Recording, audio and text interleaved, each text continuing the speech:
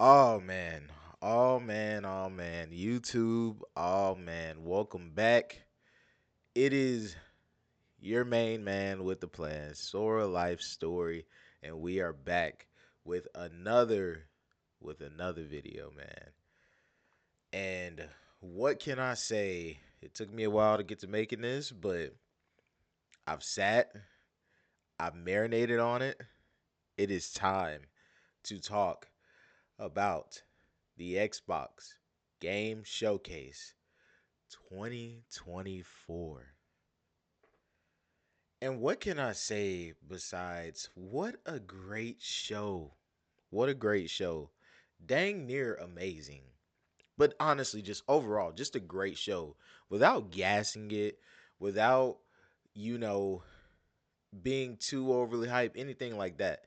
What what a great showcase of games for gamers.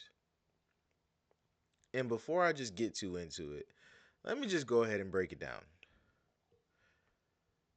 Going into this showcase was really make or break. And it's been like that for Microsoft for a good while. For a really good while. It has been make or break for what is not even really Xbox anymore, but Microsoft Gaming. And the reason for that is because they've gotten a lot of bad rep over these past 2 years, okay? Between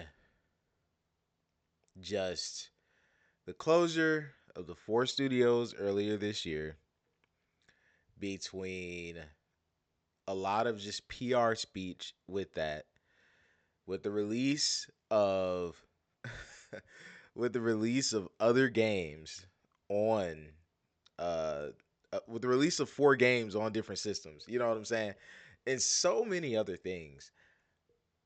Microsoft with their gaming division, with the Xbox division, has really been in kind of a spot where there's no faith from fans of Xbox or even the fanboys. Uh there is no faith from gamers, which is and all of that is understood. And just the public eye on Xbox is not is not in their favor. But I will tell you, today changed that. Today I saw something that I have not seen in a while for Xbox, and that is people actually excited about Xbox, which is so crazy to think about and so crazy to see because the amount of crap that Xbox has gotten. And I will tell you right now, it is not unwarranted. It has not been unwarranted. I am one of those guys where I like Xbox and I completely understand why people are crapping on Xbox, but I also see a lot of things and I'm like, a lot of the things that you're saying about Xbox could be easily geared towards other companies. But I understand why Xbox gets it because, they've been in this spot for a while. But going back into the showcase, I say what a great showcase because as a gamer, not even just as an Xbox fan, as someone that likes Xbox, because that's kind of where I'm at. I like Xbox. I like Xbox. I am a fan of Xbox. I'm not the biggest fan of Xbox. I have not been crazy about Xbox for a long time. The Xbox One generation, always tuned in. I tuned into all the E3 showcases. I knew everything about Xbox. I knew about the games they were releasing then, but I just did not care for Xbox and Xbox One generation. I never got an Xbox One. I didn't get to play on Xbox Ones, and I actually thought they were good systems. Having a PS4 and being on a Wii U or PS4 and even Nintendo Switch when that released during that era, I played on Xbox One and I just kind of realized like, dang, even now, which is the same thing, um, the Xbox One was the same thing as a PS4. Now the One X was definitely a better system than the PS4 Pro, but I had my PS4 Pro and I absolutely loved it. Um, but yeah, there has not been a space where I have seen just so many people excited for Xbox and really in a while excited for games. And Microsoft really ignited something with this showcase. And that was an excitement for games, an excitement for new games. We have received a lot of new games this gen. Let's not be wrong. But between cross gen releases and between stagnated dev cycles, because games take a lot longer to make than they ever have. When you look at a lot of these games, even in this showcase, there's so much detail. All of these games were absolutely beautiful, but they really came with the games, even third party. And see, that's the thing, because throughout the E3 years, especially, this was something that I myself and a lot of others did make complaints about with Xbox was third party. But the key difference here was that one, even with major third party releases and a lot of these other showcases, we didn't see those games. But also, the third party stuff was mixed in with so much first party stuff. And that's the kind of problem I have with a lot of with not a lot. It's only a little bit, because that's where a little bit of the discourse I know that it comes from, because there are a lot more um third part. Xbox is pretty much a third party now. Let's be real. Microsoft Gaming is pretty much a third party now. None of the games shown here, they were world premieres, but none of them were considered an exclusive. You know what I'm saying? None of them. Not a single one was considered exclusive. You can go back and watch the showcase for itself. And all we got, everything they use, all of the terms and everything, it was world premieres and stuff like that. Nothing said console and PC exclusive. Nothing said anything like that. So even Microsoft, even Xbox, the team there, they understand that they are no longer exclusive. Despite that, though, they are so in it that they were able, with this showcase, at least for me, I'm speaking for myself, to convince us otherwise of that throughout that runtime of that showcase. Besides the games that we knew for a fact are third party games, which there were a number of. But throughout this showcase, there were at least over 10 first party games. Over 10 first party games shown from Xbox that are coming out within this year and the next year. For Xbox, that is insane. We have not seen that from Xbox for like 10 years. 10 first party games, all coming from studios that Microsoft owns.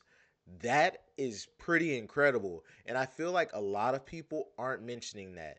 But let's just talk about some of those games. South of Midnight. When I saw that game last year, at the Xbox Game Showcase 2023, I was sold just off of the art style alone. They didn't show us any gameplay. They were like, "Oh, it's all in engine and all that stuff like that." But they showed that game and I saw that art style, and I'm gonna tell you, I am a sucker for that Spider-Verse, uh low frame rate, kind of high frame rate animation with the art style that it creates, because it really, it gives off just that kind of almost like stop motion feel. But I don't know, I just love that animation. I don't know what it is about that animation that just sticks so well with me. How it exaggerates everything, how it makes everything seem smooth, but also really like, I don't know. It's so sick, and I love that animation. And when I saw this game today, I was sold. I will tell you, the vertical slice of gameplay that they showed, it wasn't the most incredible vertical slice of it, but it was just the fact that they shown it. It was like a good, hey, 5 6 minutes. We're gonna show you that this is a game. This is a game. This isn't just an animated movie. Which, if this game is successful, that's kind of something that I would hope for, just to see more of this art style, because you can tell, man, they're putting budget into these games. But um, they just showed this game, and I just gushed at the art style, and they showed a little bit of gameplay, and it looks like something that would just be a nice, engaging gameplay focus. I thought it was gonna be, something with not as much action, but it looks like it's gonna be a nice action. It's gonna have some nice platforming, and I'm looking forward to seeing more of that game. Oh my gosh, like I literally gushed when we got to that trailer, and I was like, man, that game sold me off of just a concept trailer last year. So now seeing the gameplay and seeing this game and seeing the movement and seeing the world and being able to interact with that and seeing how seamless it was from the cutscenes to the actual gameplay, I was so sold on that game. And man, that was great. The next one, we know it's going to PlayStation. I know it's going to PlayStation. I'm probably even gonna get it on PlayStation, but I'm more than likely gonna play it twice because it's on Game Pass. But dude, Doom: The Dark Ages, man, Doom: The Dark Ages looked incredible. Like I knew that id Software has been cooking since the Ancient Gods Part 2. I did not play those two in the Doom Eternal DLC, so I'm definitely going back to play Doom Eternal and play the DLC this time around. But man, looks so good. Looks like more of that high octane action. It's supposed to be like a prequel, but the weaponry and things that the Doomslayer has just looks so sick and so visceral and just so much more gory than even what we had with Doom Eternal. And I am all in for it. I could gush about the Doom reboot trilogy that we're about to have now all day. But if you haven't played those games, play Doom 2016. If Doom 2016 does not hook you within the first 5 to 10 minutes, then I'm gonna just tell you you're not gonna like the trilogy because that's all it is. But it, I'm telling you that it will, because it is just oozing with that old school game design, but with a new flair and with a new coat of paint. But you just get in there and you get those guns and you start shooting and you start doing, these visceral kills. In Doom 2016 and Doom Eternal are just incredible games, and just seeing Doom: The Dark Ages is just gonna be more of that incredible first-person shooter gameplay that keeps you moving, that keeps you on your toes, that will not let you stop, because you cannot stand there with these games. You will die. And I am looking so forward to it. I am looking so forward to it. Oh my gosh. Oh, I could gush about Doom all day. I even used to play the old school, so it's like par for the course for me. But man, that's just two first party games right there. Then we got it here on the screen right now. Dude, Indiana Jones, from a just visual and cutscene standpoint and what they are doing with that, man, this is basically an Indiana Jones movie. It's its own movie, which is crazy. But gameplay, I am so looking forward to this. I like its different approach, man, because when we're used to these type of games, Uncharted was inspired by Indiana Jones. Tomb Raider was inspired by Indiana Jones, and with like Uncharted, it's very over the top. It has some slower points, but it's mostly set pieces.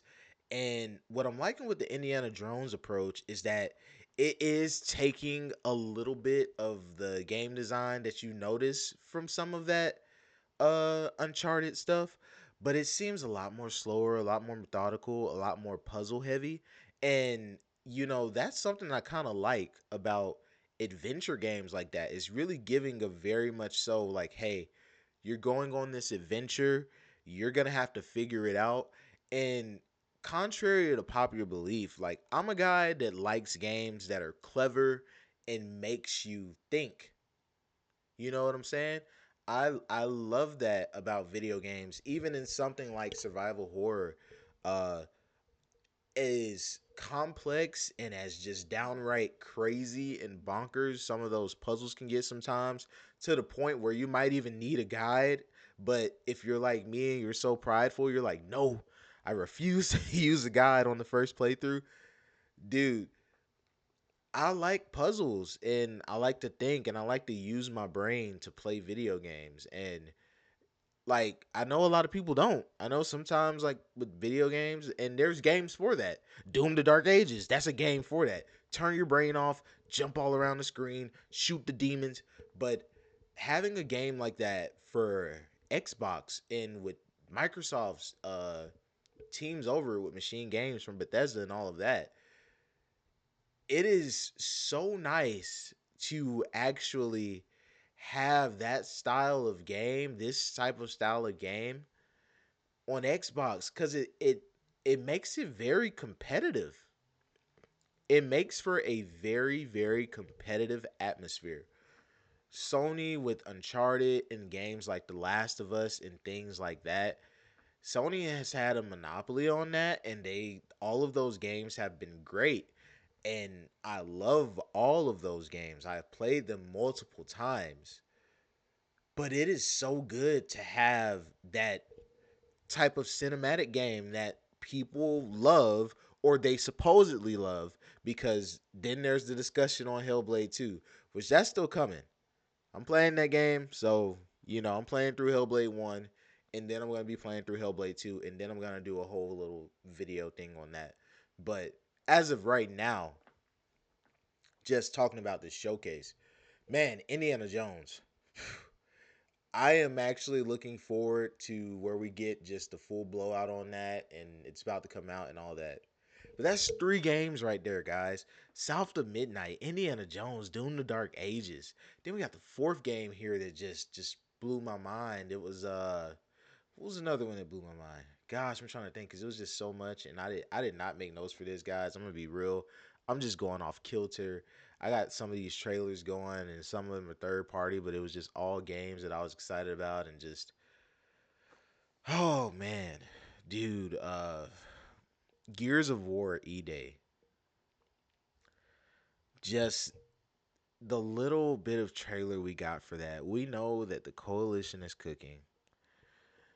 We might not see more of that game until next year. Apparently, there might still be a Gears of War collection that is coming out on, PlayStation and Switch and Nintendo and all that. So I'll say it's cooked, but man, that trailer that we did get, that actually made me excited for Gears of War again. Because I'll tell you, the trailers that we got, years back with Gears 4 and 5 and all the showcases we were seeing with those, and even when they came out, didn't really excite me, but I played Gears of War Ultimate Edition on my friend's Xbox One. I actually completed it, and I thought that it was a great game. But I still haven't played 2 and 3. Um, as long as I've had an Xbox, right? Because I had an Xbox 360, I could have played all those games back then. But I just, I was broke. And now you got Game Pass, and then you even on the Series S, you got the upscale visuals and FPS boost. It's like, dude, you can play these games even without the collection. But I'm like, if we get this collection, I still want it. But E Day looks so great, man. It looks so great, and I am looking forward to just what the coalition cooks with that and just how it goes. But I got a bunch of just trailers of just the games that really excited me, even third party stuff and even stuff that might have been like indie. Because I am a very diverse gamer. I primarily love like RPGs and action games, but I also like games that are just laid back and just let you kind of experience a story or experience what a developer, what type of, things and ideas a developer is trying to create. And that those are just the kind of games I'm into. Some things are more crazier than others. Some things are just like I know most gamers won't play that, but me, dude, I'm all for it. That's just how I've been. It's just certain experiences that they just click with me, even if they don't have the craziest gameplay or anything like that. It just clicks. So, as I'm sitting here trying to think of more of the first party things, man, because dude, it's just so much. What was another one, man? I got Gears of War. I got Indiana Jones. I got South of Midnight. I got Doom, The Dark Ages. Like, man, that is four exclusives. Oh, Avowed. Duh. Dude, Avowed looks so good. Like, it still doesn't have a release date, same as Indiana Jones, but they both say 2024. So I'm wondering if Microsoft is just trying to lock in a date where these games aren't too close to each other and they end up cannibalizing each other. But I thought Avowed looks great, and I'm getting back into the kind of the Bethesda RPG grind or that type of RPG grind, and man, I'm looking forward to seeing more of Avowed. Oh man, here it is on the screen. I've been waiting so long for this, bro. So long for this, man. If you go back and watch my live stream, my live reaction, when we saw Joanna Dark and she landed and she took the and oh my gosh, because I know the DEI or whatever. I'm not in all this stuff, but they're gonna be talking about Shawty's ugly, and I'm gonna be telling them I don't know what you're talking about. Y'all ain't never seen a grown woman in your life, and that is a grown woman right there. It's a video game character, but that is a grown woman right there. I'm gonna tell you. Dude, Perfect Dark looks so good. I was saying throughout the reaction that I did that I hope this is real gameplay because we had Cyberpunk and like some of those trailers or those vertical slices, not they were necessarily fake, but they were so well scripted that like the game wasn't even working during those things. And I'm like, we got so many articles, so much crap about this game does not work. Like they have been struggling to develop it. They don't really have anything or anything like that. And I am just really wholeheartedly hoping that this gameplay that we got for it was real because it looks so good. And I am so excited for Perfect Dark. I love Perfect Dark. Perfect Dark, Golden Eye. Like it almost makes me tear up because like, dude, finally being able to see this after he announced it. It's been so long. And dude, just Perfect Dark was one of the first games I played on the N64 as a kid. Right? I shouldn't have been. I was like 4 or 5. But Perfect Dark and GoldenEye and just those rare first person shooters, man. Like I wasn't even that great at it as a kid, but I just loved it. I loved it growing up. I played it again on the Xbox 360 through the arcade. And just yeah, Perfect Dark is just one of those games that I greatly enjoy the choices that you can make, the exploration of the levels, just dude, the way it just kind of starts off the first Perfect Dark and it just kind of rotates and then zooms in. It goes first person with Joanna Dark. It's like I am so looking forward to this game. Uh, I think it said 20. Well, we don't even have a year for it yet. So it could be 2025. I kind of hope it's not because that's the thing about everything releasing in 2025 is that it has to go up against GTA and I don't know how that's going to be. I feel like a lot of games are going to get cannibalized by GTA. But moving on. Fable. This is actually going to be the last one I'll talk about because this was the last like first party game that was there that kind of really interested me. Fable. Oh man, they keep having these like cool little trailers that are kind of funny and kooky and quirky, and I'm not understanding a lot of people with it because I'm like, did y'all play Fable 1 through 3? Uh, they were very serious, but they were also not very serious games. Like everything that I see with these Fable trailers screams Fable, and it makes me wonder. I'm like, do a lot of y'all play Fable? Because do y'all know how Fable is? Also, with this protagonist, I'm assuming that now we have a female protagonist, and it's just a female protagonist. I don't think that we can pick it like we could through the first three games.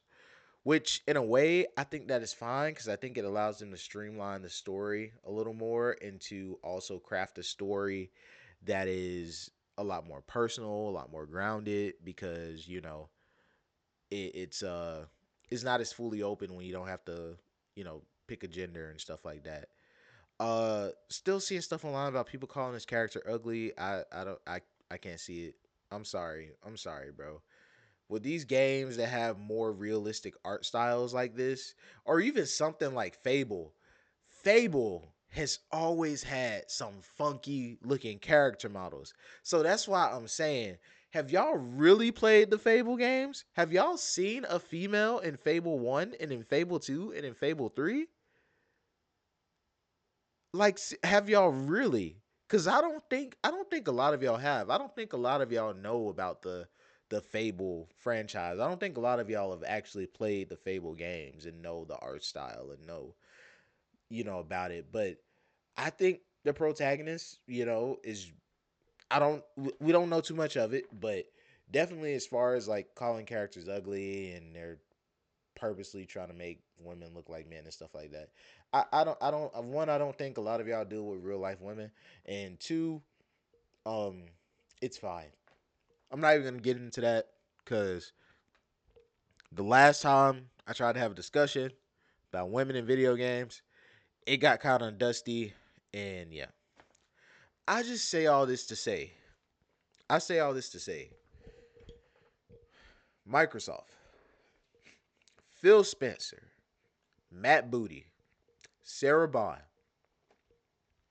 especially you, Phil Spencer, because when this showcase started, something that I noticed, you looked real confident. You looked real excited. You knew that y'all cooked with this showcase, with how y'all put it together with the third party stuff, with all this first party stuff, and then the fact that all of this stuff is coming to Game Pass. You knew. So I say all that to say, keep up the momentum, because I know the place that y'all are in. And I know that if y'all don't appease these investors and if y'all don't appease Satya and Nadella, that this could be, it for Xbox. I know this. I don't know if anybody else recognizes or really paying attention to the writing on the wall, but I know this. I knew this especially when those four studios got closed, especially Tango, because that one I kind of felt it was coming after Mikami left. But what y'all have shown here is that y'all are starting to crack down a little bit. Y'all are starting to get on these studios. Y'all are starting to get some games made. And what I don't want y'all to do is to destroy this momentum. Please don't do it, because you'll put yourself in a really nice spot of where now more and more people can talk about you in a positive light. And a lot of these content creators that have been the ones that have talked about you bad a lot in a negative light, they came around with this one. And the moment something changes, they will flip flop. But y'all got them with this one. And Phil, you knew that. You knew that. You knew this would be the one. This was a different Phil Spencer from the one about a year ago when he was saying that it doesn't matter what Xbox does. And he was right about that. Let's not get it twisted. He was absolutely right about that. But you got to keep the momentum going. Because I'm going to tell you what the other Microsoft fans, what the other Xbox fans aren't going to tell you. This was great, but it was already too late. It was. I'm going to tell you like how Black Bomb will tell you. Because I know that Black Bond, if he makes a video on it, he's going to tell you it's too much, too late.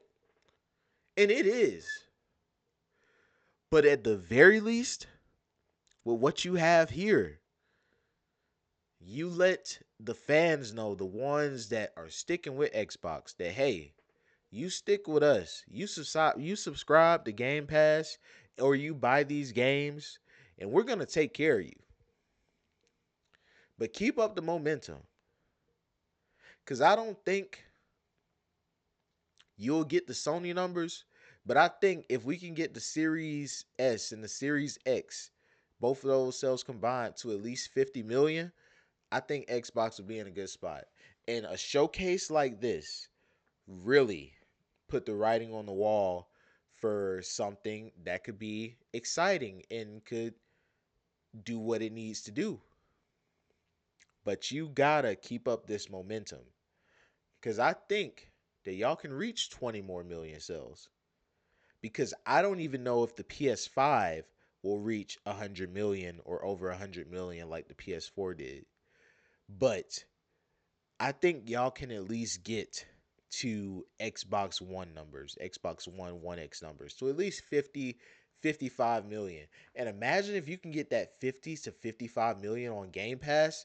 Oh my gosh, that'll be so good. But I got all these trailers just playing in the background. Like, I'm so excited for a lot of these games and the first and the third party stuff. But it's just, that's what I like the most about this. Because while there was still a good chunk of third party stuff that I know is coming out on my PS5, stuff that some of it, I don't, maybe like two or three games that I know will come out on Nintendo Switch in the future Switch 2. This made me just excited to be a gamer. More than a Xbox fan, it made me just excited to be a gamer. It was so many good games.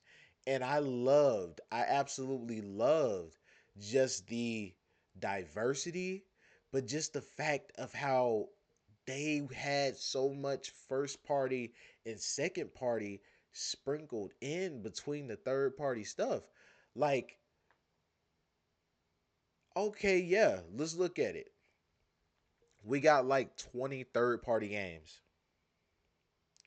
But then the rest of that was first and second party stuff. That was like 10 to 15 first and second party games. In this era, that is very unprecedented. I don't care what y'all say about, yeah, well, they bought those studios and da da da da.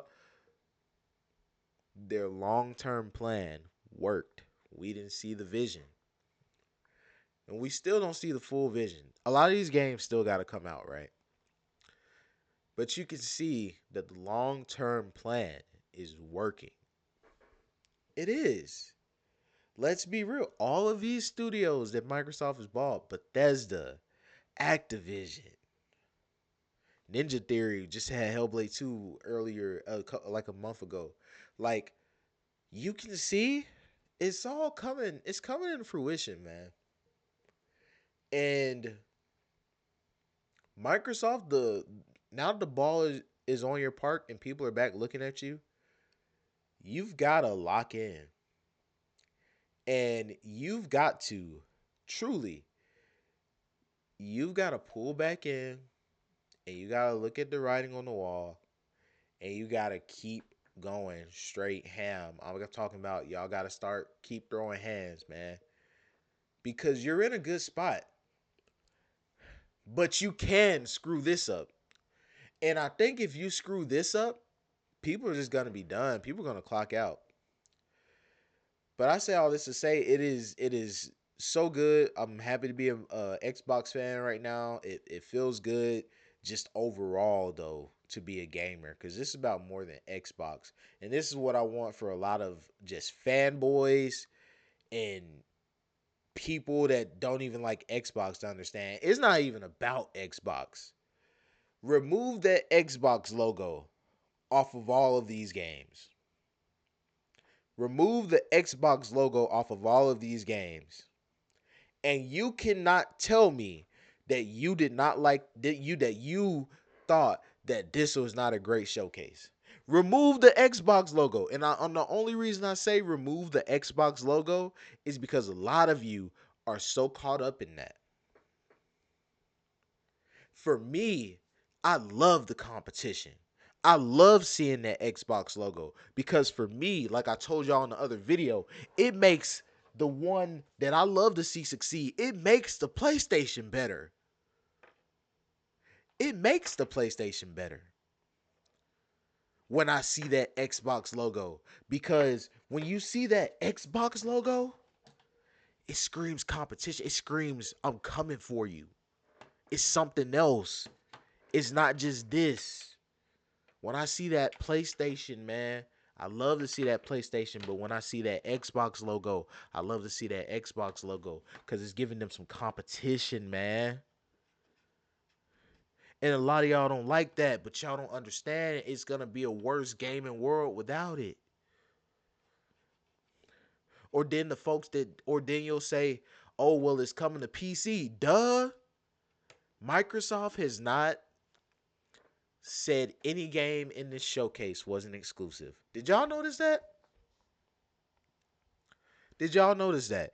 All these world premieres, all this stuff. Y'all notice that not a single one did Microsoft say exclusive. Y'all notice that? It's because they know, man. They know it's coming to PC. They putting it on PC. Why y'all try to act like they don't know they putting it on PC, man? Even then, that doesn't take away that it's an Xbox game. That doesn't take away that it's coming from Microsoft Gaming. This is just the landscape that we're in. And eventually, at some point, we won't even have the consoles. Now, where I have confidence in that is that I don't think that'll be soon. But oh, it's coming. It's coming. We're getting to a gaming landscape where there won't be consoles. But it's in the future. And today is today. And I'll tell you what, today, Xbox, y'all knocked it out the park. So Matt Booty, Phil Spencer, Sarah Bond. Y'all keep coming together. Y'all figure out what it is that the Xbox needs. If y'all need to start selling games, I'm gonna be honest. I know y'all have gotten people a lot on this Game Pass thing, but if y'all gotta start taking even y'all own games off of Game Pass, do it. Or even better, which is what I think they're actually working towards. I think they're working towards a place where Game Pass is so filled up with Microsoft's own first and second party content that they don't even need to put third party games on there no more. And I think that's what they're working towards. And so I say all that to say, I hope that all of these games are great. I really do. Especially this one right here. Whew, especially this one right here. But I hope that all of their games are great. Uh and yeah, with that being said, I guess that is all for this video. That is all I had to rant about. That is all I had to talk about. Microsoft, Xbox. All right. Eyes on you now. Eyes are getting back on you now. So, what do you need to do? You need to commit. Figure it out. Don't mess this up. Please don't mess this up. Please don't mess this up. But this is Sora Life Story, man. I really just enjoyed gaming a lot today. This really got me hyped. This got me just wanting to try to play some games, try to beat some games. This got me just happy to game. I've been gaming. Unlike a lot of these other guys, I've been gaming. I've been enjoying games. But this is what I'm talking about. When we say next gen, when we say current gen, whatever, this is what I'm talking about. This was great. This was excellent. This game right here that we looking at, it looks like it's gonna be a banger. I'm sorry. I'm looking forward to it. I'm looking forward to the protagonist. I'm looking forward to the story. I'm looking forward to seeing more of this animation and where it goes, the lighting, the art style, everything just looks incredible. Like, man, I gotta get a Series X, man, because like I love my Series S, but I don't know if I could settle no more, man. Like, I'm looking at these games. I'm sure they probably running on the Series X or on a PC, and I'm sitting here like, man, I just wanna play the full resolution of everything, man. So yeah. Anyways, I'm gonna shut up. I'm gonna stop rambling. This is Sora Life Story. I'm checking out for today. I I'm feeling good. Peace.